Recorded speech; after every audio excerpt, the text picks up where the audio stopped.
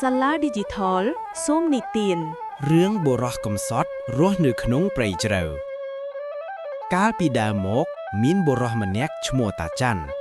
គាត់ជាបុរសកំសត់មិនមានផ្ទះមិនមានសាច់ញាតិឡើយរៀងរាល់ថ្ងៃគាត់រស់នៅក្នុងព្រៃជ្រៅ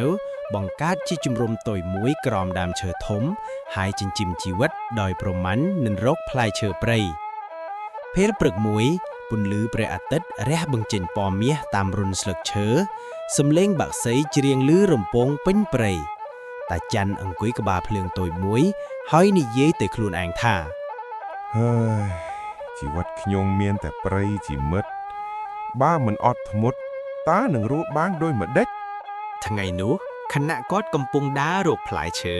ស្រាប់តែឮសំឡេងគេចែកគ្នារត់មកពីខាងមុខគាត់ឈប់ដើរហើយឃើញក្មេងស្រីម្នាក់កំពុងយំអង្គុយក្រោមដើមឈើកូនអើយហេតុអ្វីបានជាយំ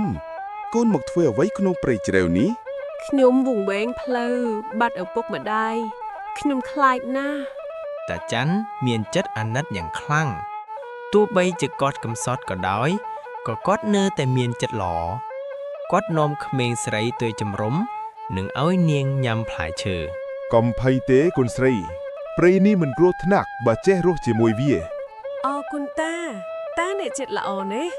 នៅថ្ងៃបន្ទាប់តាច័ន្ទនាំក្មេងស្រីដើរតាមផ្លូវព្រៃរហូតជួបក្រុមញ៉ាភូមិដែលកំពុងស្វែងរកនាង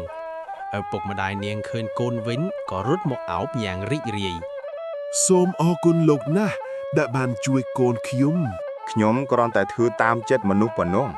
អ្នកភូមិបានអញ្ជើញតាច័ន្ទទៅរស់នៅភូមិជាមួយពួកគេប៉ុន្តែតាច័ន្ទញញឹមស្រាលហើយឆ្លើយថាព្រៃនេះជាផ្ទះខ្ញុំតែចិត្តខ្ញុំនឹងនៅជាមួយមនុស្សល្អគ្រប់ទីកន្លែង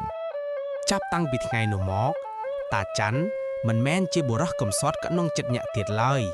ប៉ុន្តែជាបុរសមានចិត្តល្អដែលព្រៃនិងមនុស្សគោរពស្រឡាញ់